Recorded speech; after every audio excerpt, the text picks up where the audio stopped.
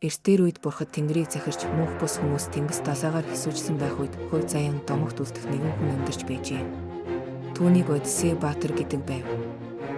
Зоригт дайчин Одиссей үнэнч багийнхаа хамт Трои хотоос хөдөлж Итака дахь гэрлүүгээ зорив.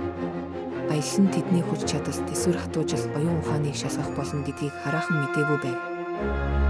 Аяллынхаа туршид Одиссей болон түүний багийнхан далайн бурхан Посейдоны уур хилэн элбчдийн тавьсан ураг зэрэг тоо томшгүй олон сорилттой тулгарна.